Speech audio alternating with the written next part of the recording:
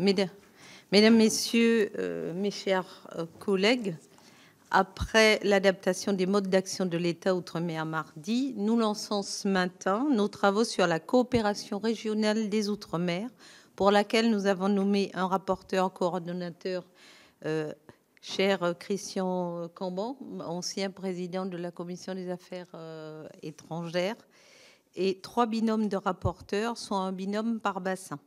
Donc pour le bassin Pacifique, Madame Evelyne Corbière-Namezo, sénateur de La Réunion, et Rachid Temal, sénateur du Val d'Oise.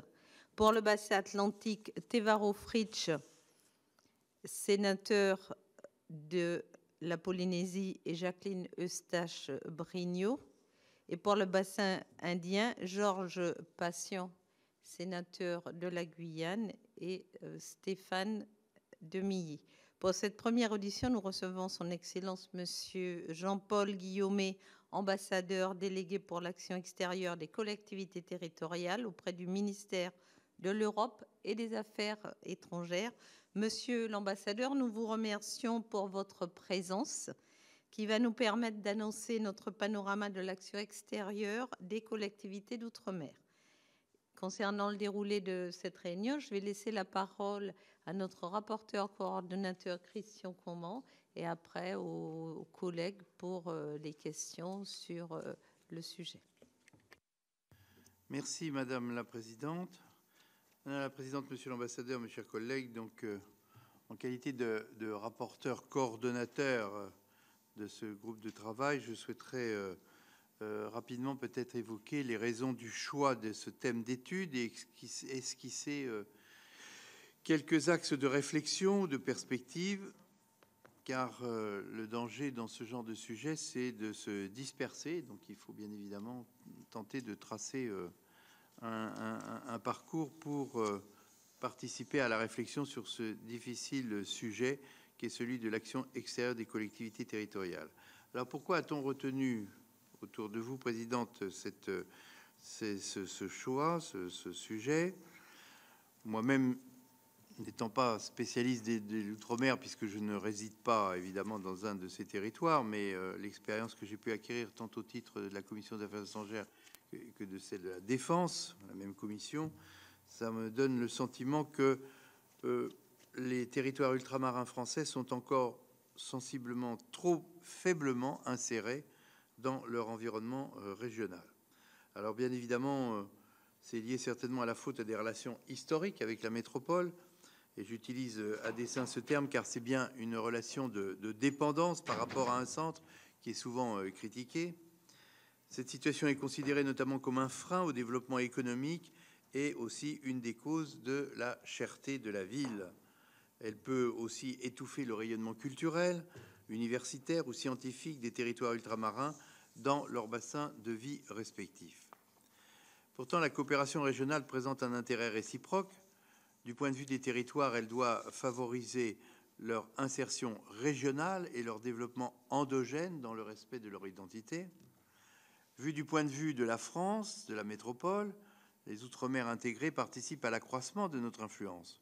Et l'on va de même pour l'Union européenne, à travers les RUP en particulier, mais également les PTOM. La coopération doit être aussi un facteur de stabilisation et de sécurité. De plus en plus, et ça c'est un sujet que nous avions bien noté à la Commission des affaires étrangères, les outre-mer sont exposés à des risques environnementaux, mais aussi des risques géostratégiques. Dans le jeu des relations internationales, ces territoires peuvent être la cible de tentatives de déstabilisation et de jeux d'influence. Les enjeux de police et de sécurité sont aussi croissants face à des réseaux criminels particulièrement puissants. Alors ce tableau, évidemment, nous invite à faire un certain nombre de choix, et notamment le choix d'un état des lieux de la coopération régionale, et nous interroger sur les raisons des limites actuelles de ces stratégies, tout en proposant quelques pistes de réponse. À côté des enjeux transversaux, nous avons décidé d'opter pour une approche par bassin, tout le défi étant précisément de développer la coopération en l'appuyant sur les atouts et les caractéristiques de chaque territoire, dont évidemment tout le monde sait ici qu'il peut être aussi très différent en portant des problématiques communes. À mon sens, enfin, 2 ou 3 objectifs de la coopération régionale doivent être explorés plus avant. L'objectif de sécurité et de stabilisation des territoires. Nous vivons dans une période de grande instabilité mondiale, où le jeu des grandes puissances peut effectivement les conduire à lancer un certain nombre de provocations, y compris sur des pays comme les nôtres. L'objectif, bien sûr, du développement économique, qui est au cœur de la préoccupation de l'outre-mer. Enfin, celui de la transition écologique et énergétique, qui est étroitement lié au précédent. On se souvient aux Antilles, et singulièrement à Saint-Martin, des conséquences dramatiques qu'un ouragan a entraîné sur cette partie de l'île, déstabilisant une bonne partie de son économie. Alors, votre audition, monsieur l'ambassadeur, va permettre d'éclairer une partie de ces thèmes. Les collectivités ultramarines sont demandeuses de plus d'actions de coopération régionale. Certaines déploient déjà des actions extérieures, nombreuses. Nous souhaitons avoir votre regard sur l'intensité de ces actions, leur orientation, le soutien que l'État leur apporte et vos services, en l'occurrence, comment pouvez-vous agir pour les aider et les soutenir. Au-delà de tous ces sujets, nous souhaiterions savoir si ces actions permettent de dessiner une véritable stratégie de coopération régionale en appui ou en complément de notre diplomatie française. Voilà, monsieur l'ambassadeur, quelques interrogations qui ne sont pas exhaustives, bien sûr, et que les rapporteurs par bassin pourront enrichir à la suite de votre exposé liminaire, lorsque la présidente vous donnera la parole. Merci, chers collègues. Je salue l'arrivée de nos rapporteurs. Et je vais vous laisser la parole pour un propos liminaire, 10-15 minutes, comme vous le...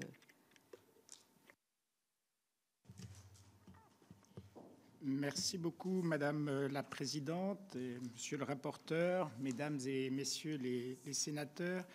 Je voudrais tout d'abord vous remercier de me donner l'occasion de venir à votre rencontre, mais pour éviter tout malentendu, pour éviter de se disperser, comme le notait monsieur le rapporteur, je voudrais commencer par quelques précisions sur ce que fait la délégation pour l'action extérieure des collectivités territoriales du ministère de l'Europe et des Affaires étrangères. Alors tout d'abord, mais c'est presque anecdotique, sachez que le poste que j'occupe depuis guère plus de 2 ans va être prochainement supprimé et cette activité de soutien aux collectivités territoriales, qu'elles soient métropolitaines ou ultramarines, sera confiée à un bureau au sein d'une plus grande délégation, étant à la fois l'interface avec les collectivités territoriales, mais également la société civile, les organisations de solidarité internationale, donc un spectre nettement plus large que la DAECT. La DAECT, je ne vais pas vous faire toute son histoire, a commencé comme délégation auprès du Premier ministre, a été ensuite rattachée au secrétaire général du Quai d'Orsay, puis auprès du directeur général de la mondialisation, et donc maintenant sera donc dans une plus grande délégation. La deuxième précision que je voulais apporter, et au risque de décevoir une partie d'entre vous, et je suis vraiment confus de vous le dire dès maintenant, la DAECT n'a jamais été compétente pour le bassin Pacifique. Nous ne sommes compétents que pour 2 océans sur 3, si je puis dire, ou 2 bassins sur 3. Alors j'ai, par curiosité, cherché à comprendre pourquoi elle avait été construite ainsi. C'est parce que la DAECT, qui a quand même plus de 20 ans d'existence sous ses différentes formes, prenait déjà en compte le fait que les territoires français dans le Pacifique jouissaient déjà d'un statut particulier dans la conduite de leurs relations avec des États étrangers.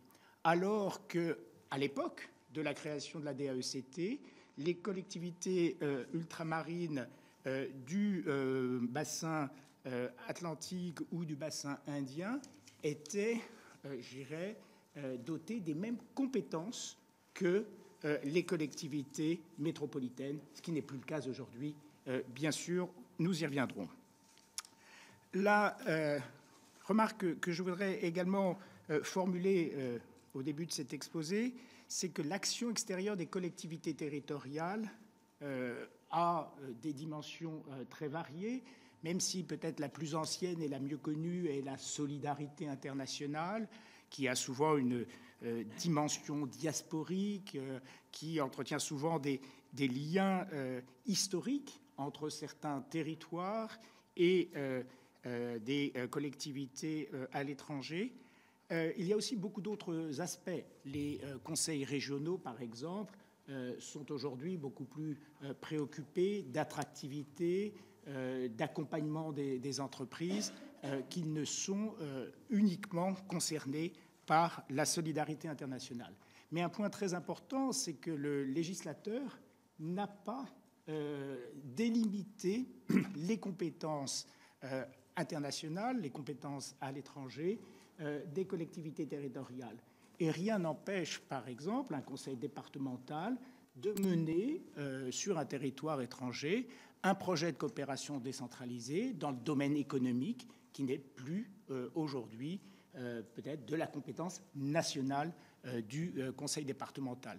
De la même manière, un conseil régional peut se lancer dans un projet qui a un lien avec des sujets comme la petite enfance ou autres, qui sont de la compétence du conseil départemental. Et à la DAECT, et plus généralement tous ceux au sein du ministère de l'Europe et des Affaires étrangères, et bien sûr avec nos collègues de l'Agence française de développement, donc tous ceux qui viennent en soutien de cette action extérieure des collectivités territoriales, nous devons bien sûr respecter les choix qui sont faits par les élus de se lancer dans tel ou tel projet, même si, encore une fois, ce n'est pas dans la compétence première, à titre, je dirais, national, de la collectivité territoriale en question. J'ai bien compris que l'objet de votre étude portait sur la coopération régionale outre-mer, mais je m'en voudrais de ne pas mentionner un sujet qui suscite toujours beaucoup plus d'intérêt de la part des élus ultramarins. C'est la coopération décentralisée avec l'Afrique de l'Ouest autour des questions mémorielles. Beaucoup de projets, en particulier dans les Antilles, sont montés, parfois avec beaucoup de difficultés, on reviendra sur cette question plus tard, avec des partenaires d'Afrique de l'Ouest. Il n'y a donc pas qu'une seule dimension à l'action extérieure des collectivités ultramarines qui consisterait à les intégrer dans leur, je dirais, environnement le plus immédiat. De la même manière, puisque je prenais un exemple du côté des Antilles, sachez que certains partenaires, je pense en particulier au Québec et à ses collectivités territoriales, sont très présentes dans les relations de nos Antilles. C'est une question d'ailleurs qui peut parfois susciter de l'inquiétude, sachant que le Québec affiche clairement comme priorité de recruter des jeunes des territoires français des Antilles pour résoudre des questions de main-d'œuvre bien formée et plutôt qualifiée. Donc il y a cet effet aussi d'attraction du Québec sur les Antilles, donc qu'il ne faut pas négliger. Mais encore une fois, j'ai bien compris que le sujet était essentiellement la coopération régionale, qui s'entend donc pour nos Antilles avec le bassin caribéen ou avec les autres environnements immédiats. Alors, la DAECT, dont j'ai la responsabilité, est un service d'une douzaine d'agents. Certains sont mis à disposition par d'autres ministères, le ministère de l'Intérieur et des Outre-mer. Bien sûr, nous avons eu à un moment aussi des collègues mis à disposition par le ministère en charge de la transition écologique, bon, sous ces différentes appellations, au ministère de l'Agriculture. Actuellement, il n'y a de mise à disposition que du ministère de l'Intérieur et des Outre-mer. Le budget dont dispose la DAECT est de 13 millions d'euros en 2023, ce qui, je dirais, correspond à son rôle de soutien à des initiatives qui viennent des collectivités territoriales. Et je l'ai déjà mentionné, nous travaillons en très bonne intelligence avec l'Agence française de développement, qui prend souvent le relais du ministère et de sa DAECT pour soutenir des projets plus importants avec des investissements. Je pense en particulier à un secteur tout à fait privilégié de la coopération décentralisée, l'eau et l'assainissement. Alors, les principales activités de la DAECT sont tout d'abord d'assurer le secrétariat général de la Commission nationale de la coopération décentralisée. Cette commission est placée sous la présidence de la Première ministre. Elle se réunit dans différents formats, en particulier une session plénière 2 fois par an. Alors, les premiers ministres ont la faculté, bien sûr, de déléguer le soin et la charge de présider cette session plénière au ministre des Affaires étrangères. Mais pour les 3 dernières sessions plénières, c'est la secrétaire d'État, Mme Zakharopoulou, qui a présidé au nom du gouvernement. Donc, la DAECT est avant tout donc, ce secrétariat général de cette commission. Cette commission réunit des élus qui sont désignés par de grandes associations, les grandes associations que nous avons coutume d'appeler les fêtières, Région de France, Département de France, l'Association des maires de France, et des associations qui sont plus spécialisées. Je pense à l'AFCCRE, l'Association française du Conseil des communes et régions d'Europe. Je pense à l'association Cités Unies France. Je pense à France Urbaine. Et également, dans le domaine de la francophonie, qui est une de nos priorités, l'AIMF et l'AIRF, l'une pour les maires et l'autre pour les régions francophones. Donc ces institutions participent aux travaux de la CNCD avec des représentants des différents ministères. J'insiste sur non seulement la présence, mais la participation toujours très active du ministère en charge des Outre-mer. Donc aujourd'hui, c'est Direction générale des Outre-mer.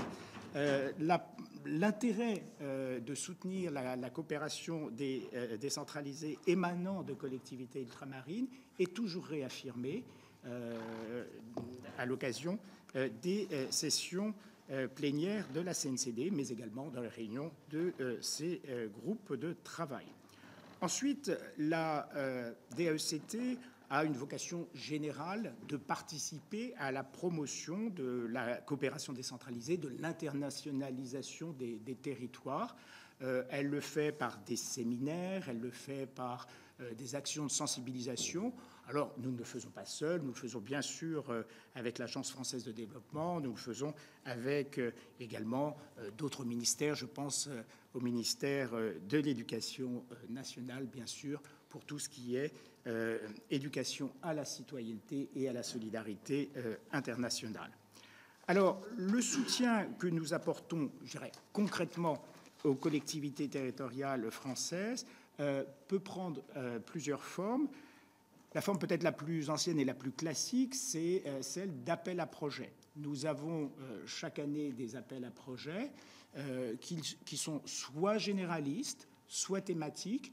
Alors, l'avantage des appels à projets thématiques, c'est qu'ils nous permettent de refléter des priorités de la diplomatie française et de la politique française en général.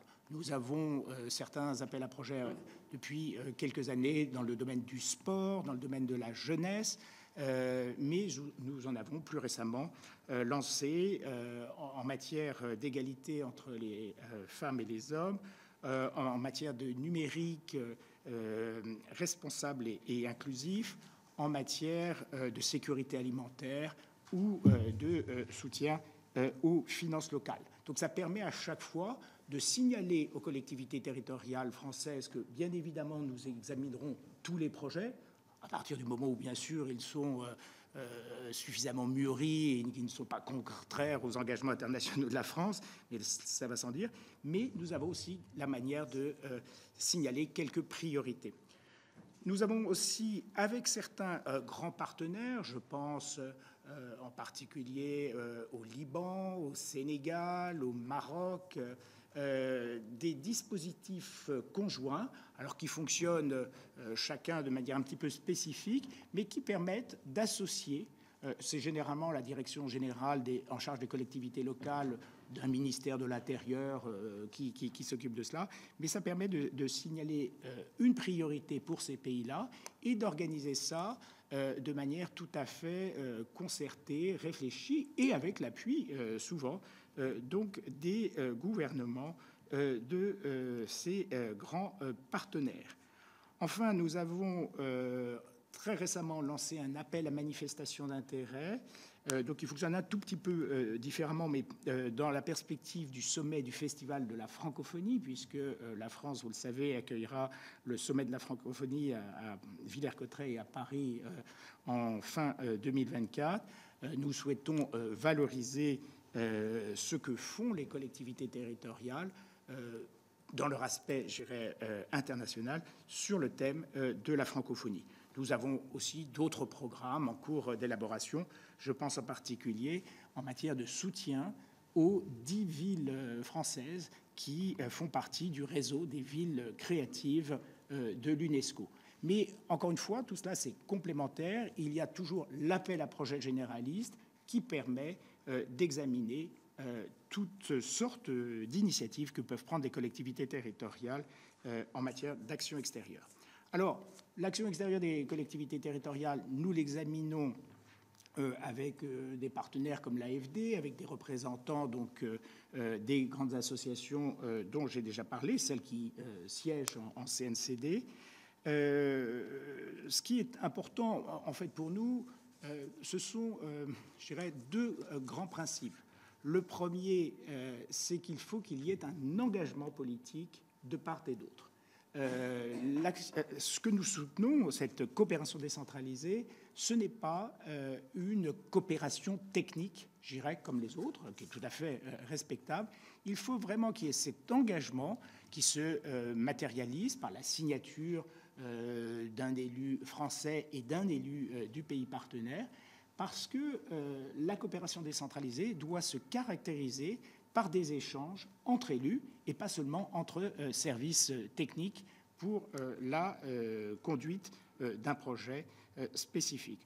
Après, les projets peuvent s'étaler de 1 an à 3 ans, ils peuvent être renouvelés, on fait tout ce qu'il faut pour, je dirais, les ajuster, les corriger, parce que bien évidemment, les collectivités territoriales interviennent dans des pays qui sont particulièrement troublés. Je pense au Liban, je pense au territoire palestinien. Je dirais, souvent, les territoires d'intervention ne sont pas simples et il peut y avoir des soubresauts. Nous les accompagnons toute la durée du projet. Nous apportons notre soutien sous forme de cofinancement qui peut aller jusqu'à 80% du montant total du projet.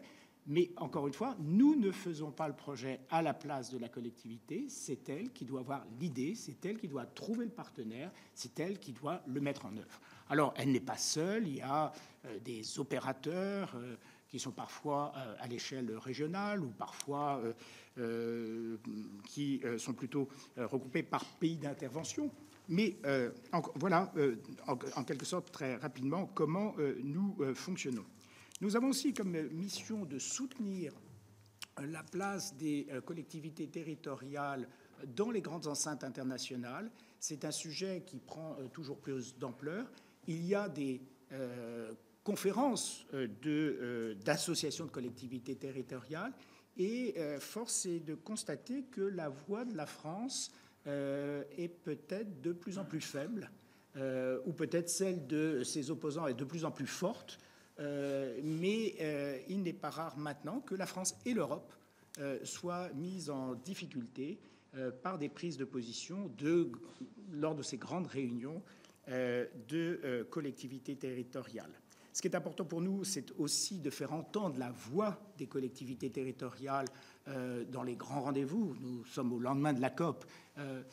C'est un exemple, puisque nous savons que les objectifs du développement durable seront en partie atteints grâce à l'action des collectivités territoriales. Tout ne sera pas décidé à l'échelon national ou à l'échelon supranational européen. Une bonne partie de la mise en œuvre des objectifs de développement durable passe par ce que l'on appelle souvent leur territorialisation, donc leur déclinaison au niveau des collectivités territoriales. Enfin, je voudrais mentionner que la DAECT peut s'appuyer sur un réseau important de conseillers diplomatiques près des préfets de région. Les conseillers diplomatiques près des préfets de région, ce sont des collègues du Quai d'Orsay qui sont placés auprès du préfet pour le conseiller dans la conduite des relations avec les partenaires étrangers. Alors ça peut être pour des questions, je dirais, plus de protocolaires, ou parce que beaucoup d'ambassadeurs en poste à Paris ont compris que tout ne se passait pas dans la capitale et qu'il fallait souvent se rendre dans les territoires. Ça peut être aussi pour certaines questions un petit peu compliquées, lorsqu'une collectivité territoriale adopte une motion ou prend position sur une question internationale.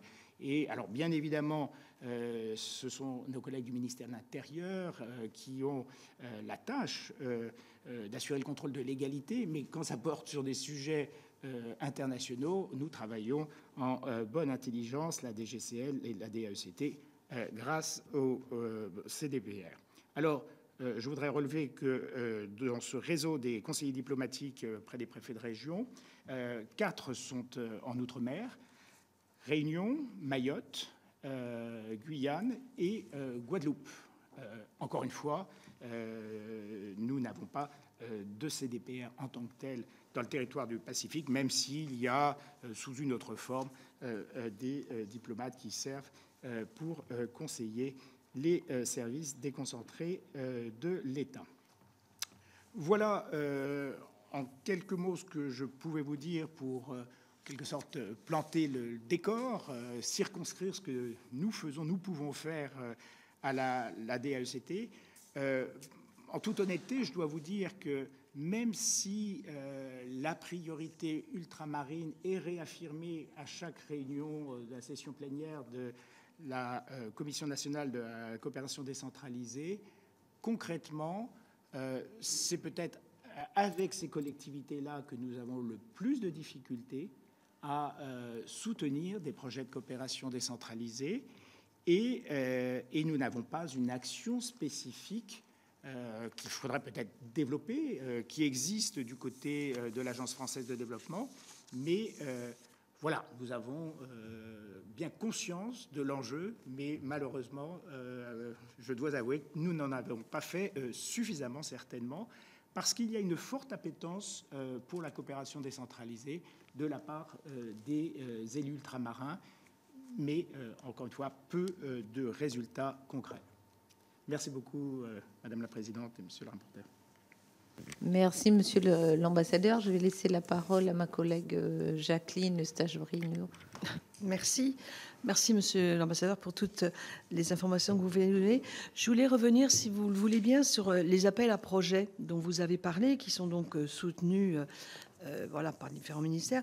Est-ce qu'on a une idée du montant qui ont été affectés aux projets qui ont été validés, le nombre de projets? Alors moi, je m'occupe du bassin atlantique, mais c'est intéressant qu'on ait le tout, parce qu'il y a, voilà, sur le nombre par exemple, sur l'année 2022, on n'est pas obligé de retourner très loin, mais sur l'année 2022, combien de projets ont été validés, quel montant, et un petit peu dans quel domaine ces projets étaient concernés, voilà, sur quel sujet particulièrement on pouvait vérifier ce qui se passait.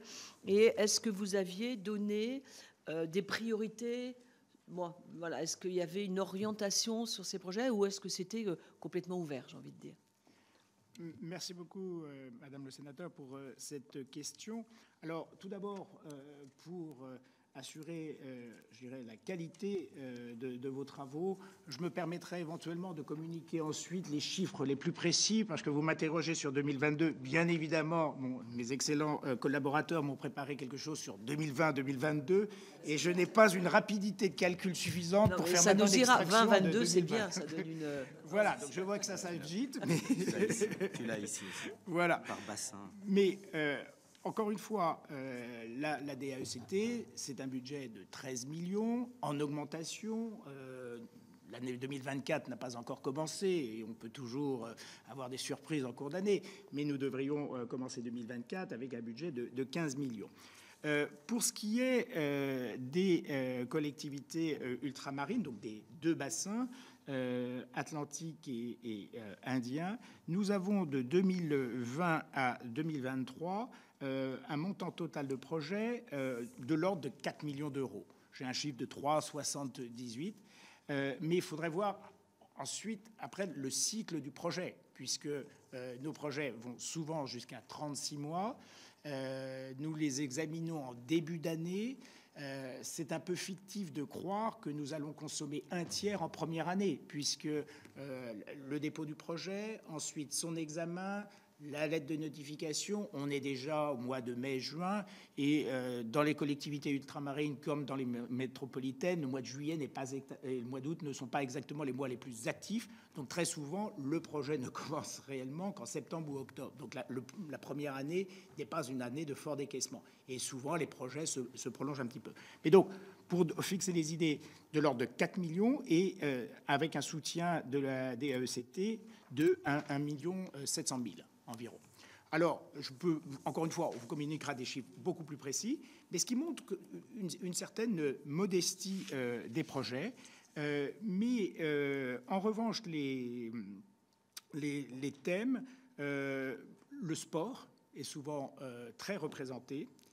Je pense à différents domaines. Alors, le sport dans une dimension inclusive, éducative, ce n'est pas seulement le sport, je dirais, pour la performance physique. Hein. Vous avez la coopération culturelle, linguistique, parce que nos élus dans les collectivités ultramarines sont bien conscients du fait que, peut-être plus encore que quand on est en métropole, ben les voisins ne parlent pas nécessairement votre langue. Et là, il y a plusieurs langues aussi qui se parlent dans la Caraïbe, par exemple. Donc, beaucoup de choses sont faites parce que l'apprentissage linguistique est indispensable à la formation de la jeunesse. Donc, voilà beaucoup de choses. Des petites choses aussi dans le domaine des filières agricoles, de la petite agriculture, de l'agriculture vivrière, de l'agriculture urbaine aussi. C'est un domaine qui est particulièrement important. Nous souhaiterions nous-mêmes, encore une fois, hein, tout en laissant l'initiative aux collectivités territoriales, en faire peut-être davantage dans le domaine de la préservation de la biodiversité. La France tout entière doit beaucoup à ses outre-mer pour la biodiversité.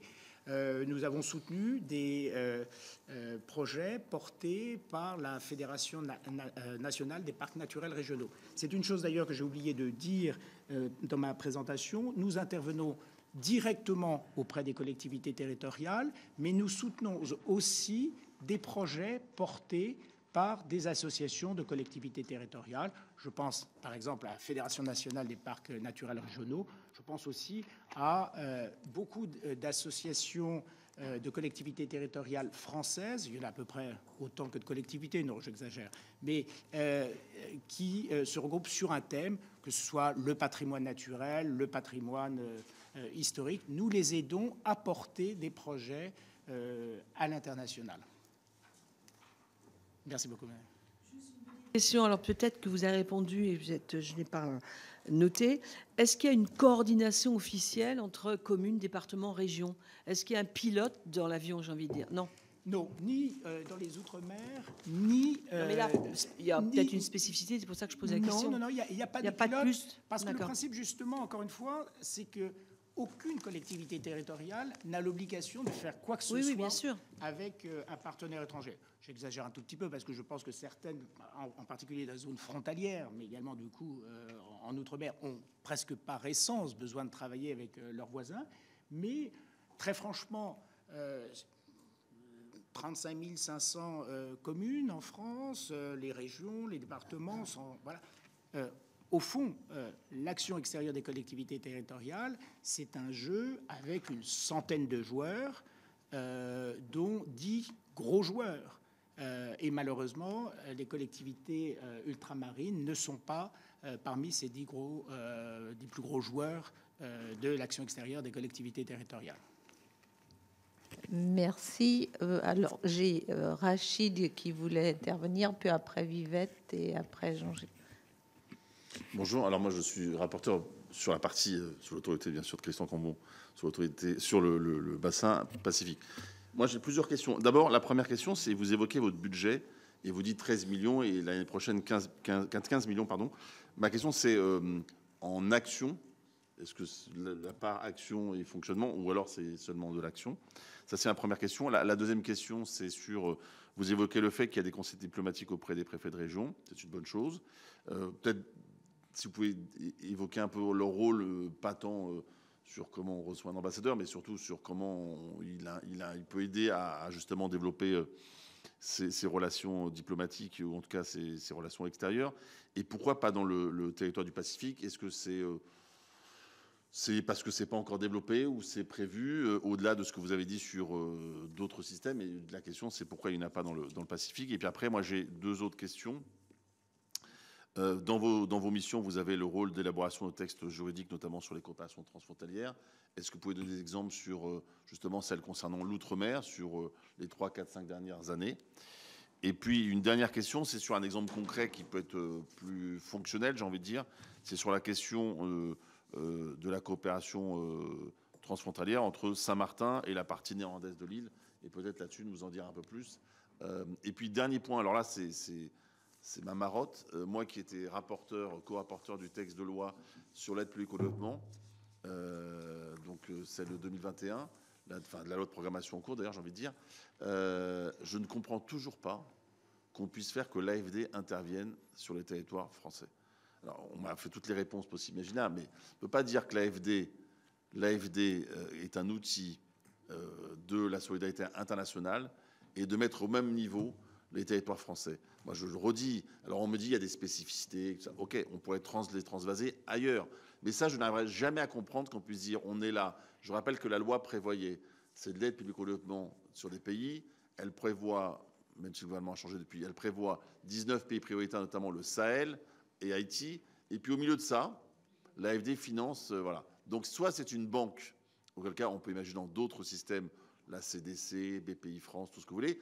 Et moi, je n'arriverai jamais à comprendre ça. Et voilà, c'est une forme de petit coup de gueule parce que je comprends que là, à un moment donné, moi, je serais habitant d'outre-mer. Je vais mettre, excusez-moi, vous utilisez le même outil pour le Soudan, le Mali, le Niger et la Martinique, la Guadeloupe ou la Nouvelle-Calédonie.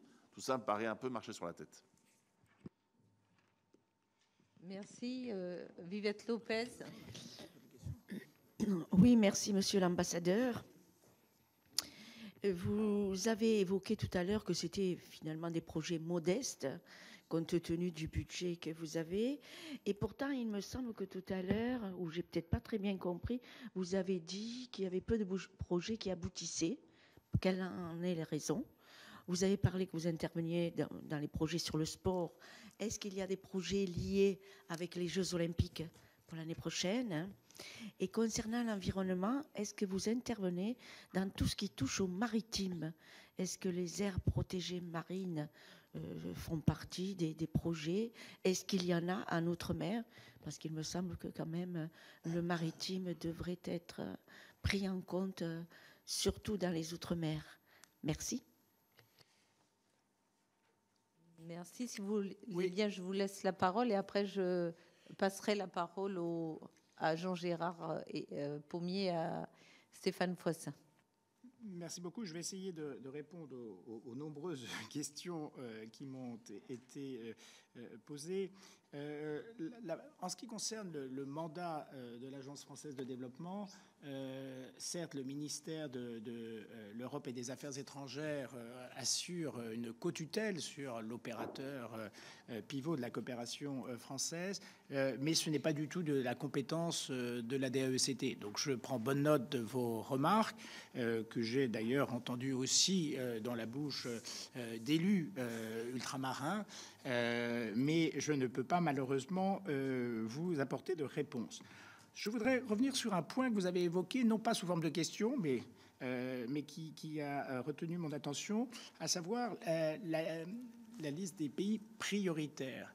Depuis le Conseil présidentiel du développement réuni au mois de mai, de mémoire je crois le 5, et puis le CICID du 13 juillet, il n'y a plus de liste prioritaire.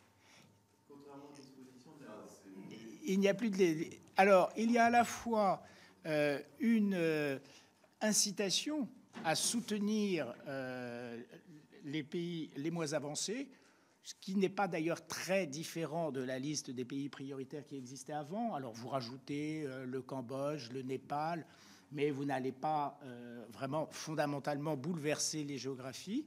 Mais il y a aussi très clairement un signal qui a été répété lors de la réunion de la Commission nationale de la coopération décentralisée par la secrétaire d'État, Mme Zacharopoulou, de diversifier, d'encourager des projets avec d'autres partenaires. Je me souviens que Mme Zacharopoulou avait parlé, par exemple, du Nigeria, du Kenya, d'autres géographies de ce type-là. En ce qui concerne les Jeux olympiques, nous attendons de voir quels sont les projets. Certains sont déjà en cours, mais ne nous ont pas été soumis.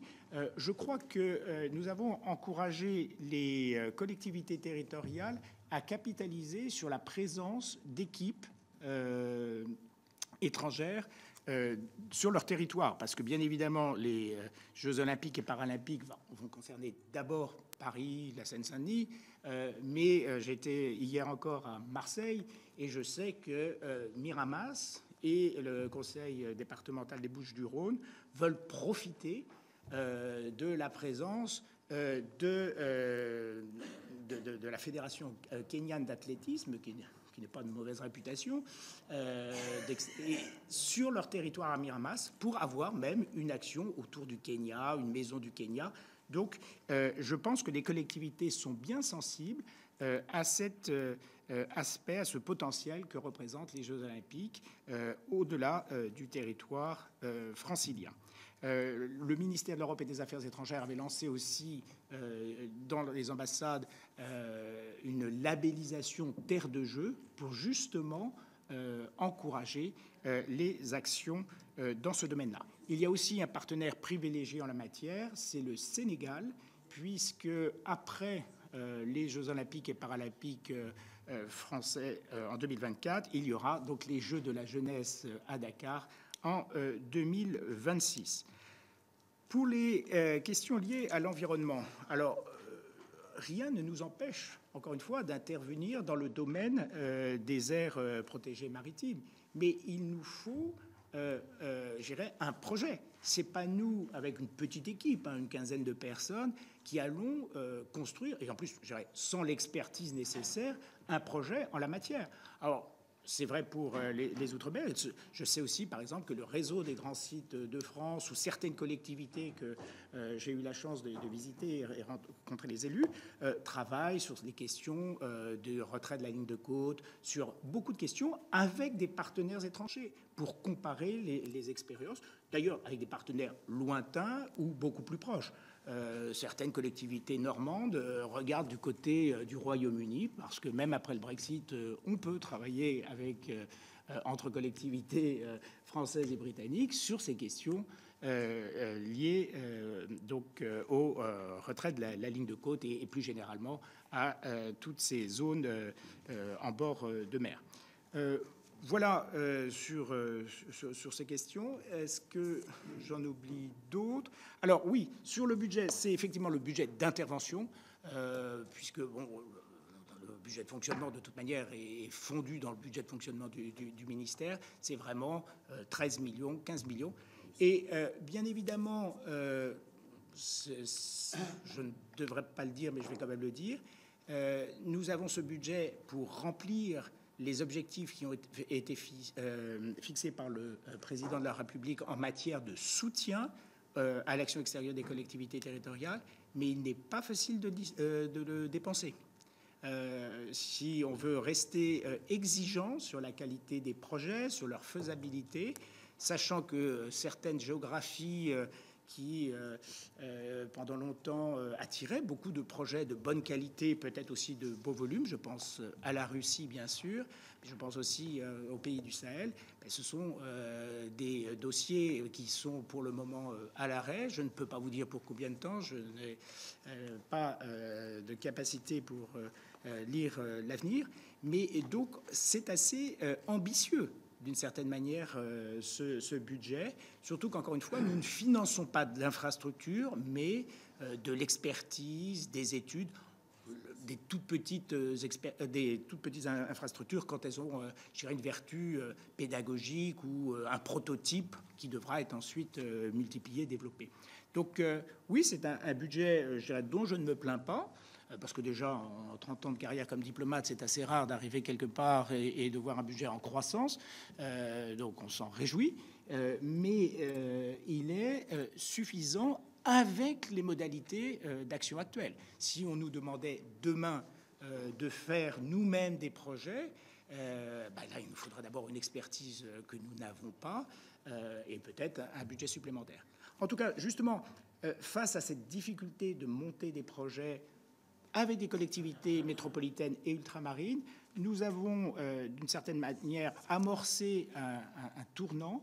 Nous allons à la rencontre de collectivités territoriales et nous leur proposons de contractualiser notre soutien sous forme de convention pour 3 ans. Alors, bien évidemment, nous sommes tenus par le principe d'annualité budgétaire. Donc, il y a chaque année un avenant qui fixe le montant exact de la subvention, mais ça permet à la fois pour nous de savoir un petit peu ce qui vient, parce que sinon c'était un peu la grande surprise.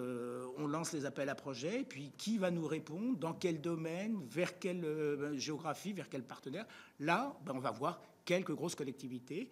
Et je ne sais pas si j'aurai le temps de le faire personnellement, mais j'espère que ce sera fait par le reste de l'équipe. Mais avec l'outre-mer, sans avoir, je dirais, à manifester quelques préférences que ce soit, je sens que ce serait le plus possible avec la collectivité territoriale de Martinique, qui est celle qui a peut-être le plus articulé une stratégie non seulement d'intégration régionale, mais également, je dirais, de rayonnement international. Le président Letchimy, sa vice-présidente Patricia Tell, qui participe au titre de Région de France aux travaux de la CNCD, ont, je crois, une vision peut-être la plus élaborée, la plus claire de ce que peut être une stratégie, je dirais, en matière d'action extérieure.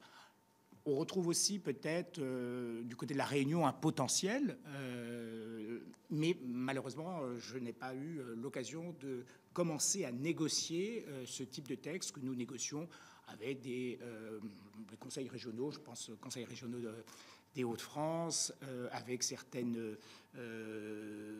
métropoles comme Paris, mais également Nancy ou d'autres. Voilà, mais je pense que ça va être une démarche, parce que sinon, nous n'y arriverons pas avec nos seuls appels à projets. Merci, Monsieur l'Ambassadeur. Je vais laisser la parole à Jean-Gérard Paumy. Oui, merci Madame la Présidente. Merci Monsieur l'Ambassadeur pour votre exposé tout à fait intéressant. Pour moi, en appui, en cohérence avec la diplomatie française, il y a place pour une diplomatie parlementaire. Le président Larcher l'a rappelé hier en accueillant, je dirais, une délégation de la République du Congo. Mais il me semble qu'il y a place aussi pour une forme de diplomatie territoriale, j'emploie ce mot à dessein, au-delà de la coopération décentralisée, pour laquelle j'ai ressenti, comme président de département pendant cette année, une prudence, une frilosité, voire une méfiance du Quai d'Orsay par rapport à ces initiatives. Or, je pense qu'il y a parfois des signaux faibles qui mériteraient d'être entendus. Je voudrais vous donner un exemple précis. Il y a dans mon département de l'Indre-et-Loire, à côté de Tours, une ville de 15 000 habitants, Saint-Cyr-sur-Loire, qui depuis 25 ans a une coopération avec Koussanar au Sénégal. Sénégal, puisque Léopold Sédar Senghor était prof de lettres à Tours. Eh bien, quand il a été inauguré un centre social financé par Saint-Cyr, il a dû se battre pour qu'il y ait un drapeau français et un drapeau tricolore de ruban à côté du drapeau sénégalais. Parce qu'au départ, en arrivant, on lui a dit il n'y aura que le drapeau sénégalais. Ce qui ne manque pas de nous inquiéter dans un secteur de l'Afrique de l'Ouest où, je dirais, la France a commencé à perdre en influence. Et la suppression de votre poste, que vous avez signalé tout à l'heure, va bien dans ce sens qui peut inquiéter les collectivités locales en termes d'intérêt, je dirais, pour la coopération décentralisée des collectivités. Quant au poste de conseiller diplomatique auprès des préfectures de région, j'appartiens à une région qui n'a que 6 départements. Je l'ai vu une fois en 7 ans. Alors, j'ose imaginer ce que c'est pour ceux dans les grandes régions qui ont beaucoup de départements. Donc, ceci m'inquiète beaucoup. Par contre, monsieur l'ambassadeur, j'aimerais connaître, je dirais, le montant des budgets des collectivités locales en regard, comme le disait le collègue, des budgets d'action de votre direction que vous connaissez. Parce que c'est intéressant de pouvoir pondérer, de dire quel est l'ensemble, si cela existe, de ce que font les collectivités locales. Un point me gêne un tout petit peu dans le propos que vous avez indiqué, qui rejoint celui que nous avons évoqué lors de l'audition du Conseil d'État il y a quelques jours, c'est toujours la question des appels à projets. Ce côté toujours descendant et non pas ascendant. Descendant, même un collègue avait parlé de condescendant.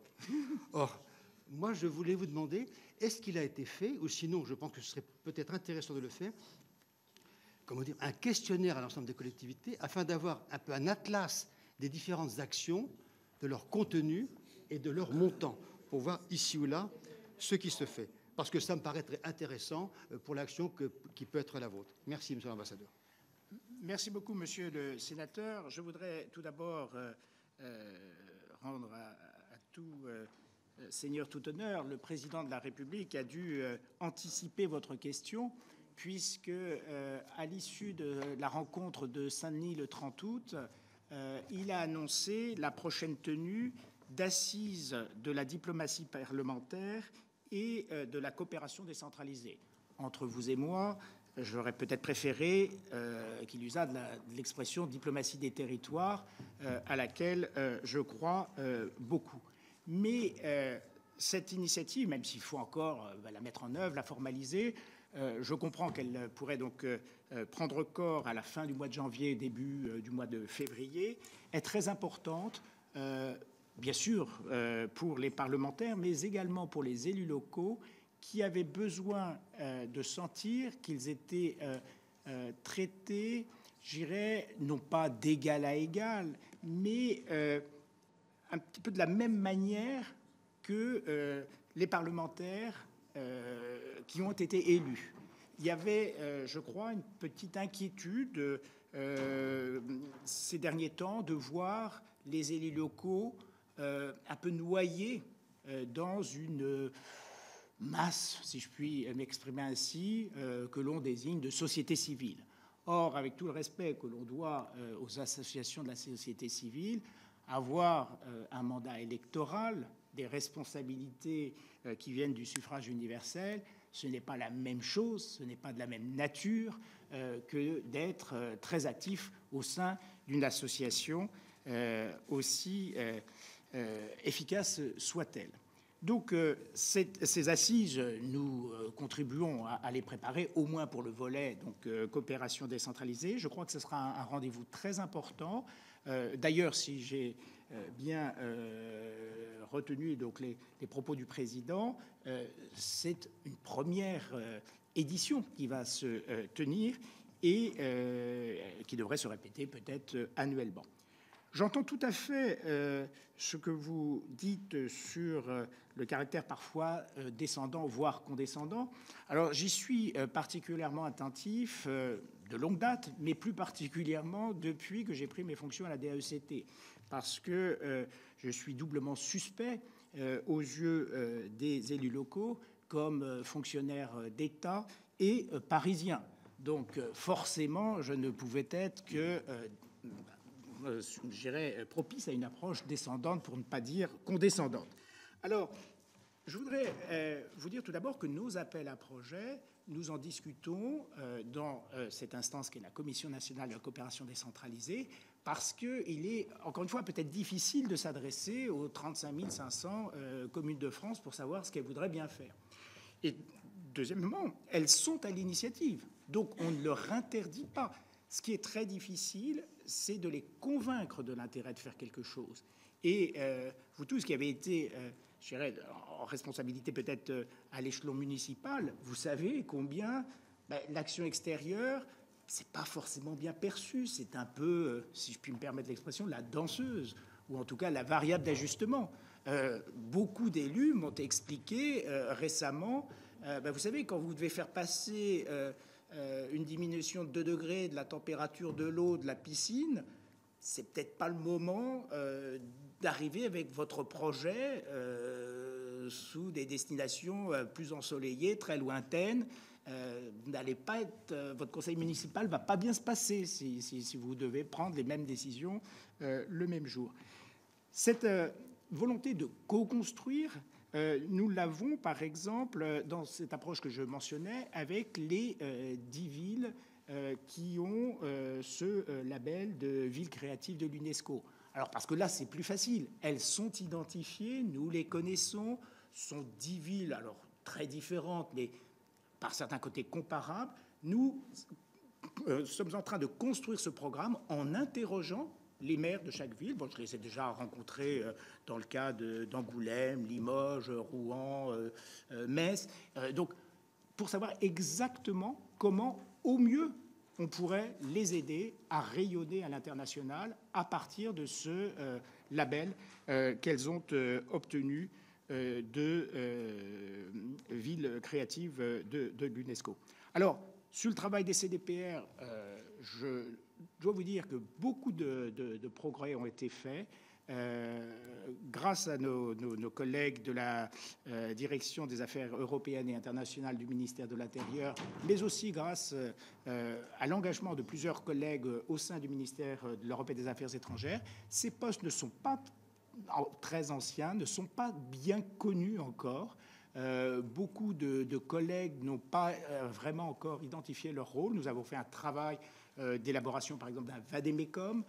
Nous avons un travail de communication même en interne, parce que tant que les CDPR ne seront pas connus de tous les rédacteurs géographiques du Quai d'Orsay, il n'y aura pas un lien, une circulation suffisante d'informations entre les services centraux du ministère et ce réseau des CDPR. Nous avons aujourd'hui même une visioconférence que présidera le directeur des affaires européennes et internationales du ministère de l'Intérieur pour rendre compte de l'état des dossiers justice-affaires intérieures, parce que c'est indispensable que les CDPR aient le niveau d'information suffisant pour être capable de conseiller non seulement le préfet, mais également les élus qui se tournent vers eux. Je dois vous dire que dans beaucoup de domaines, je pense en particulier les relations avec la Chine, qui sont toujours très compliquées, mais également, je pense aussi aux relations avec les pays du Sahel, les CDPR sont de plus en plus souvent consultés par les élus locaux, parce que les élus locaux ont bien compris que c'était des collègues de la maison et qu'ils avaient plus de facilité pour appeler le Quai d'Orsay, pour savoir exactement que faire, comment faire. Encore une fois, ce n'est jamais très simple, par exemple, avec les partenaires chinois. Est-ce qu'il faut accepter? Ça paraît mirifique comme offre, mais est-ce qu'il n'y a pas derrière quelque chose? Ils sont là pour conseiller aussi les collectivités territoriales. Nous avons déjà du mal à pourvoir tous les postes de CDPR. Certaines régions n'en ont pas encore ou n'en ont pas temporairement. L'idéal, ce serait peut-être d'en avoir à l'échelon du département, mais là, il faudrait vraiment considérablement renforcer nos effectifs. Mais je pense qu'à l'échelon régional, même pour les très grandes régions, c'est... Et je ne vous cacherai pas que moi-même, depuis 2 ans, j'ai parcouru beaucoup de territoires. Je ne suis pas allé, malheureusement, en Indre-et-Loire. Si, bien sûr, je suis passé à Tours plusieurs fois, mais je n'ai jamais refusé un déplacement à l'invitation d'un élu local. Merci. Je vais laisser la parole à notre collègue Stéphane Foissin. Oui, ma question rejoignait un petit peu le problème des finances. Bon, ça a été répondu. Vous savez qu'il y a des mesures du CIOM qui vont nous permettre effectivement de pouvoir travailler avec les pays de la zone concernant les matériaux et la mise aux normes des matériaux pour qu'on puisse les accueillir sur notre territoire. Avez-vous des projets dans le cadre du développement économique, ou est-ce que c'est possible d'en faire? Et deuxièmement, est-ce que vous avez un fascicule explicatif à destination des collectivités pour leur donner le cheminement ou la façon de travailler avec vos services? Ce serait bien d'avoir quelque chose de clair qu'on puisse distribuer. Lorsqu'on revient dans nos circonscriptions, c'est quelque chose pour nous d'important. Voilà. Et oui, c'était surtout ça. Et la coopération parlementaire, on l'a abordé aussi. Donc, parfait. Merci beaucoup, monsieur le sénateur. En matière de je dirais, soutien à l'activité économique, il y a d'autres services ou opérateurs de l'État qui sont plus spécialisés. Mais encore une fois, le champ économique n'est pas exclu de la coopération décentralisée. Pour nous, ce qui est très important, c'est qu'il y ait toujours ce lien politique de part et d'autre. Mais sans vouloir déflorer un accord qui n'est pas encore signé, mais c'est dans le domaine de la transition écologique que nous travaillons avec le Conseil régional de Grand Est pour une plateforme avec l'ensemble de l'Allemagne et pas seulement les lenders voisins du Grand Est. C'est clairement, je dirais, un projet avec une forte dimension économique. Nous comprenons bien que les conseils régionaux en particulier ont besoin d'un soutien en la matière. Nous intervenons au tout départ, au moment, je dirais, de l'amorçage des projets, au moment de l'échange d'expertise pour élaborer après quelque chose de plus gros qui sera soutenu par des moyens plus adéquats. Alors, comment faisons-nous connaître notre action? Écoutez, moi j'ai pris mes fonctions, on devait être entre la 8e et 9e vague de Covid, donc ce n'était pas exactement le moment le plus propice pour sillonner toute la France, métropolitaine et ultramarine, mais nous appuyons en partie sur les associations de collectivités territoriales. Nous nous appuyons sur les réseaux régionaux multi-acteurs. Alors ces réseaux régionaux multi-acteurs, sont des structures qui n'ont pas toutes les mêmes moyens, ça c'est sûr, mais ni même la même forme juridique. Dans la région Auvergne-Rhône-Alpes, c'est un GIP. Dans les autres régions, quand il en existe, il n'y en a pas par exemple en Île-de-France, c'est une structure associative. L'intérêt du RRMA, c'est qu'autour de la table, vous avez à la fois des collectivités territoriales, généralement le conseil régional prend une part importante, mais également les conseils départementaux, jusqu'à des plus petites communes. Il y a toujours des barèmes dégressifs pour être membre de ce RRMA, mais également des partenaires essentiels comme les instituts de recherche, les organisations de solidarité internationale, les lycées agricoles, les chambres des métiers. Donc, ils connaissent nos appels à projets.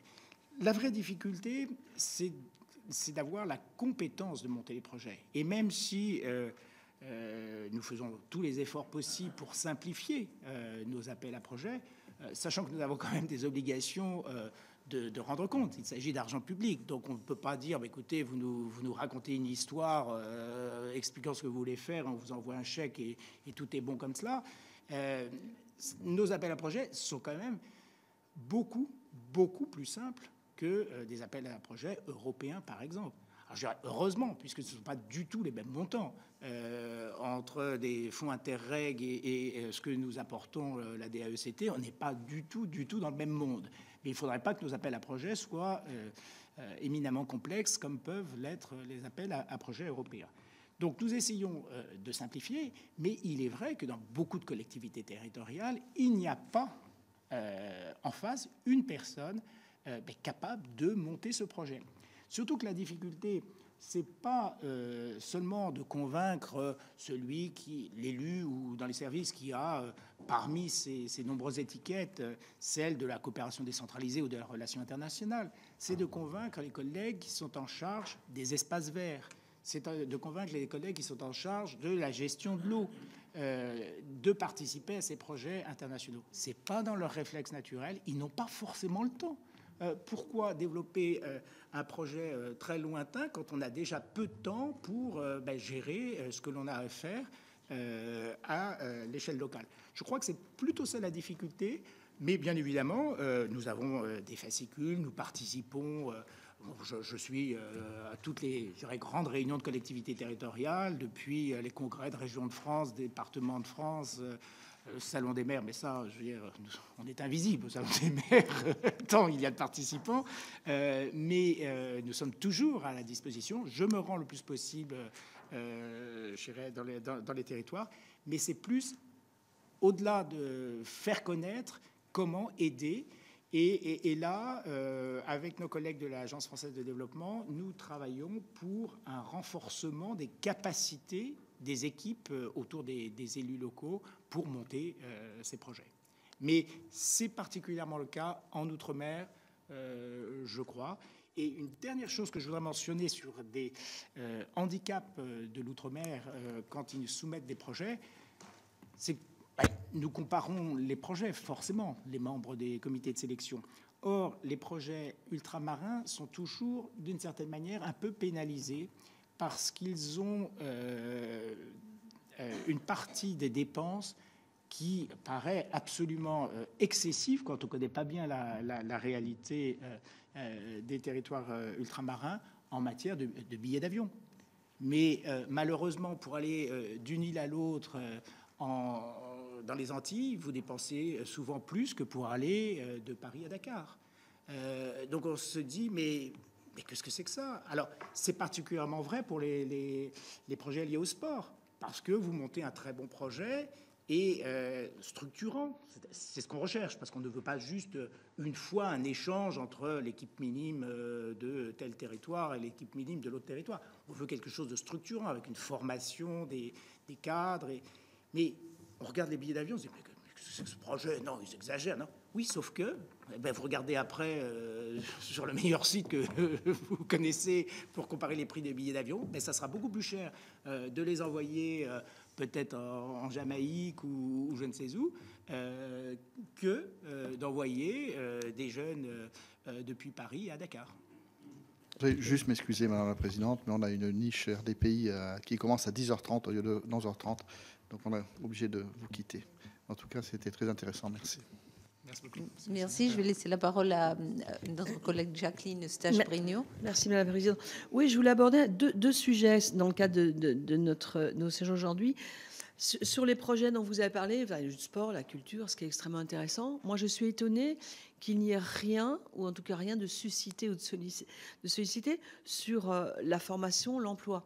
On sait quand même que dans ces territoires ultramarins, c'est un vrai sujet, la formation, l'emploi, avec une population jeune. Je suis quand même étonnée qu'on n'aborde pas ce sujet-là dans le cadre de cette coopération.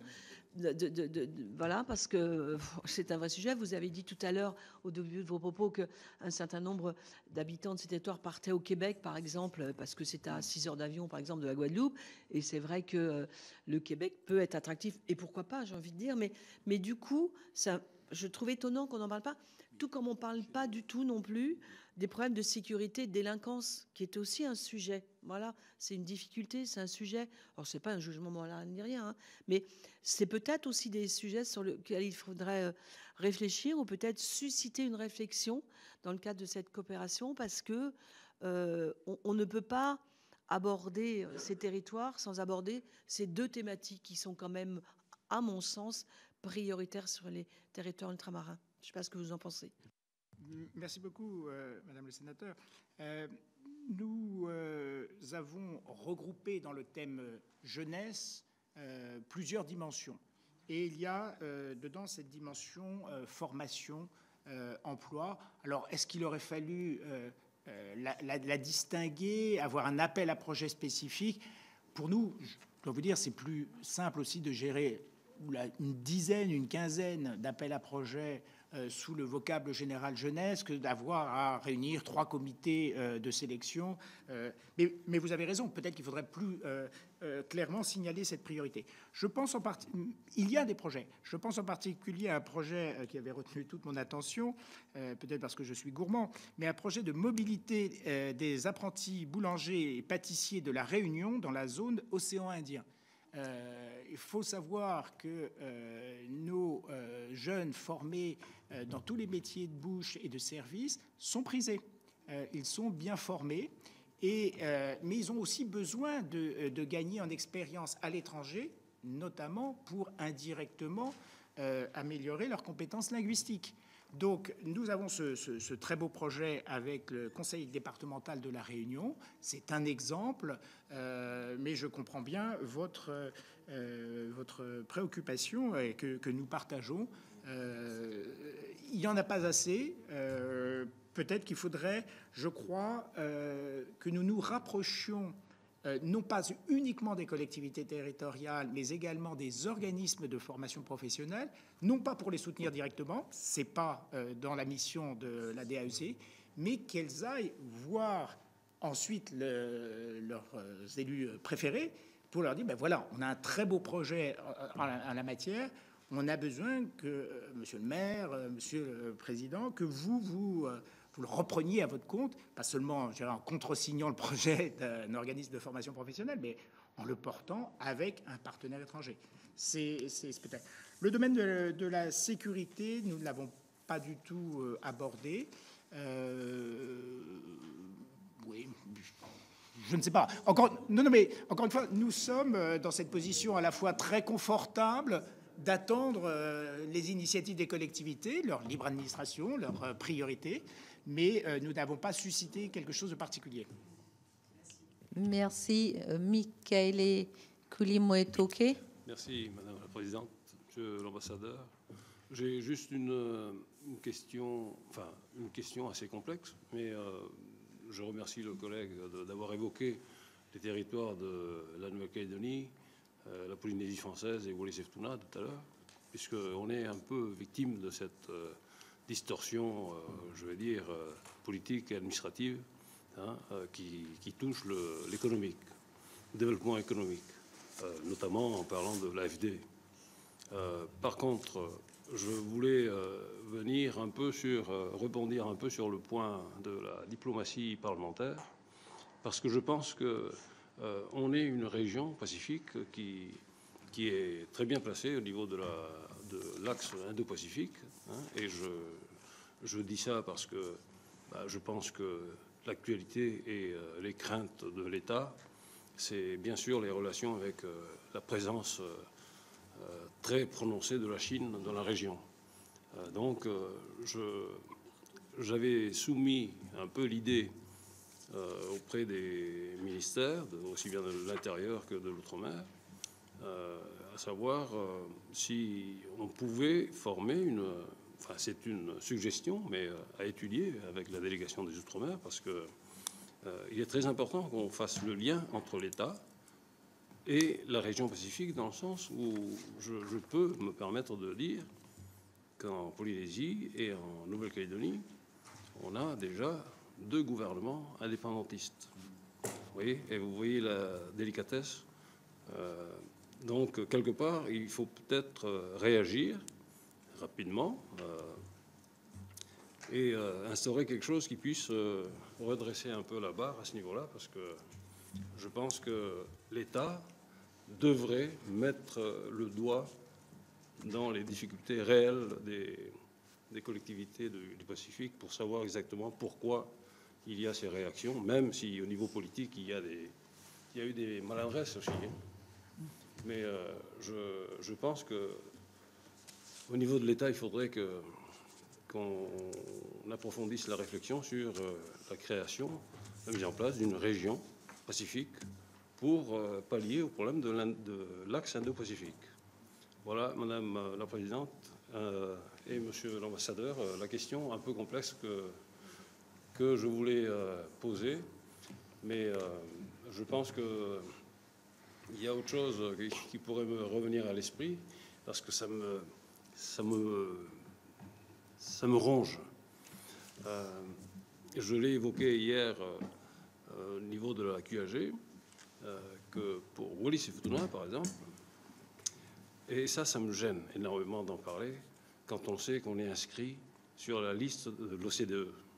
C'est comme si on était à part, vous voyez? Et c'est ça qui me gêne. C'est comme si on était un pays sous-développé, qu'on n'était pas français. Et ça, depuis 2009, toutes ces problématiques, je le soulève parce que je suis arrivé en 2012 à l'Assemblée territoriale, avec une petite expérience métropolitaine, bien sûr, au niveau de l'État. Mais ça m'a secoué parce que, hein, excusez-moi le terme, mais quelque part, si j'en ai parlé hier lors de ma QAG, c'est que c'est la réalité. Et ça me gêne que quand on parle de l'AFD et autres, on n'a même pas le droit à l'aide publique au développement, hein, si on est bien sûr sur cette liste de l'OCDE. Voilà, merci. Merci, cher collègue. Merci beaucoup, monsieur le sénateur. Alors, je suis très gêné parce que vos questions me vont à la fois droit au cœur. Je ne vous ai pas expliqué tout le déroulé de ma carrière, ça n'avait pas d'intérêt, mais je suis quand même rentré au Quai d'Orsay comme par ce qu'on appelait à l'époque le Grand Concours d'Orient, dans la section Extrême-Orient Pacifique. Donc, ce sont des questions qui m'ont toujours intéressé. Et j'ai eu en plus la chance, je suis peut-être un des rares dans cette salle, à m'être rendu non seulement en Nouvelle-Calédonie, mais également à Wallis et Futuna. Donc j'en ai gardé d'excellents souvenirs. Alors, je ne peux pas répondre à vos questions, puisque je le disais en introduction, l'ADAECT n'est pas compétente pour les questions du Pacifique. Je voudrais juste mentionner ce qui n'est qu'une petite contribution à une réponse aux questions que vous soulevez. Dans les différentes réformes entreprises par le Quai d'Orsay suite aux États généraux de la diplomatie, il y a la constitution d'une académie diplomatique. Et une des choses très importantes, si ce n'était que de la formation interne des diplomates, je dirais, j'en parlerai peut-être pas maintenant, mais cette académie va être ouverte aussi aux fonctionnaires territoriaux. Et je pense que c'est très important que les services, que ce soit en Nouvelle-Calédonie, Wallis et Futuna ou dans toutes les autres collectivités ultramarines, saisissent l'occasion, en profitent pour envoyer aussi leurs agents se former, débattre aussi, parce que je pense que ça ne sera pas seulement une suite de conférences, je l'espère en tout cas, une suite de conférences, une suite de leçons qu'on donnerait à des participants, mais je pense qu'il y aura quand même du coup une meilleure compréhension d'enjeux globaux qui touchent de très près les territoires français du Pacifique, mais qui s'inscrivent dans un cadre général très complexe de la politique extérieure de la Chine et d'autres grands acteurs aussi. L'Inde, par exemple, ne doit pas être négligée dans la lecture de ce qui se passe dans le monde indo-pacifique.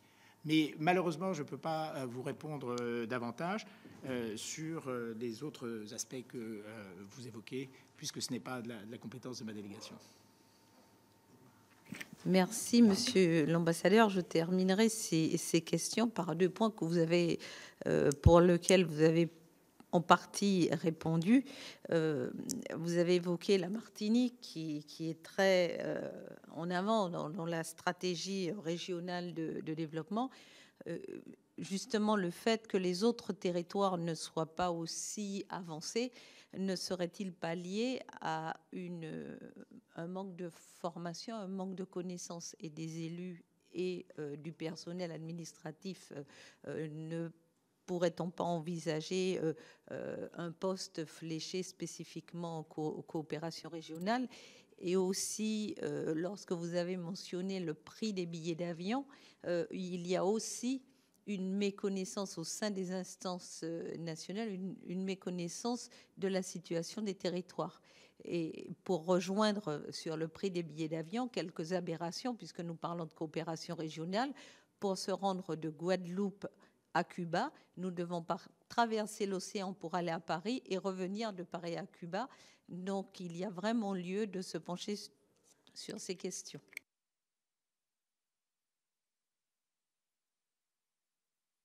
Merci beaucoup.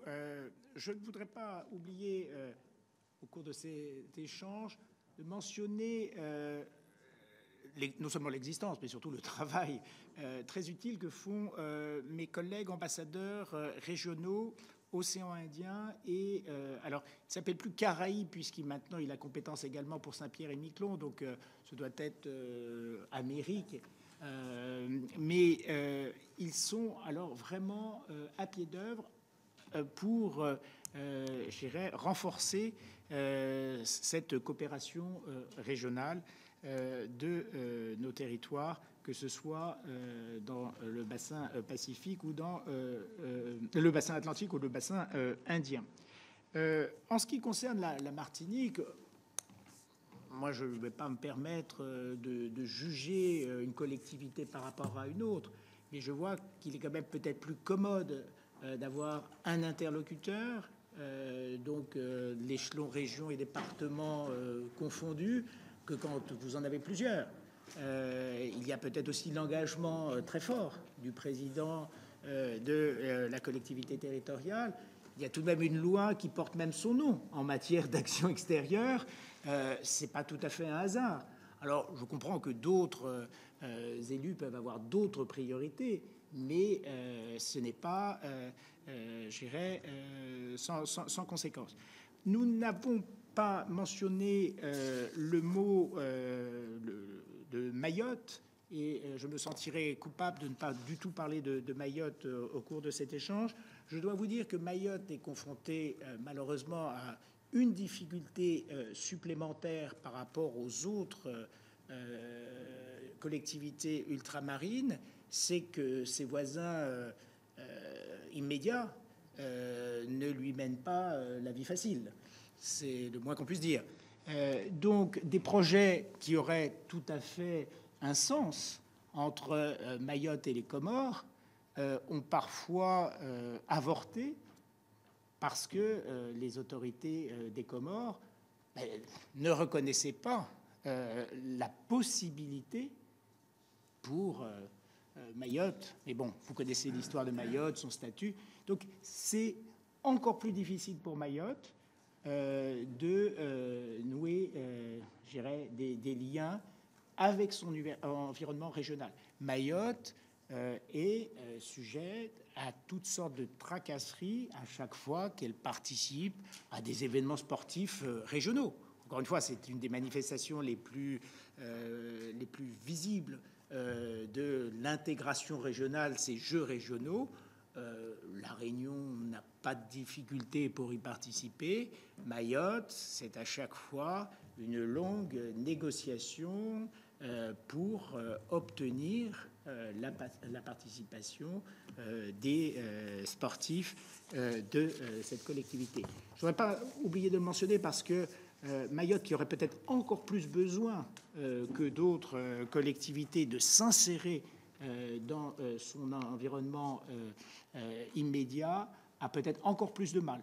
Alors du coup, je dirais, il y a une certaine résilience admirable chez les élus de Mayotte. Ils essayent de développer avec d'autres partenaires, je pense Djibouti, Madagascar, mais encore une fois, ce serait, je dirais, naturellement plutôt avec les Comores qu'ils devraient avoir un lien privilégié.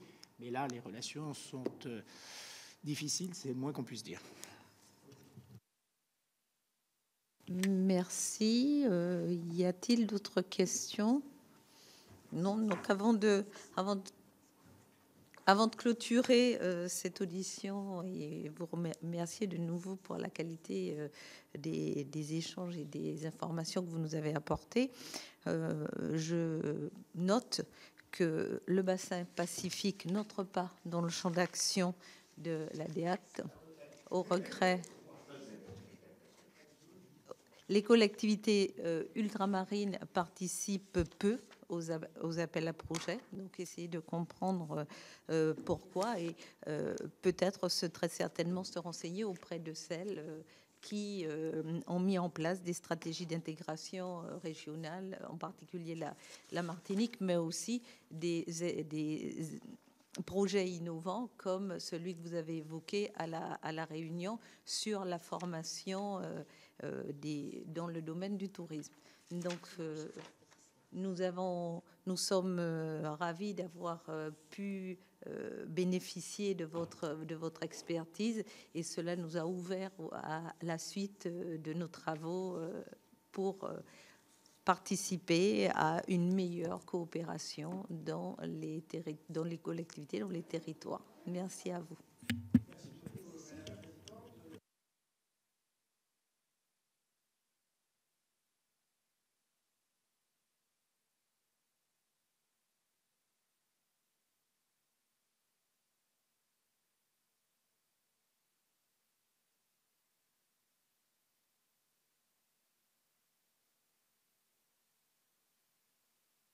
Votre contribution écrite sera aussi la bienvenue.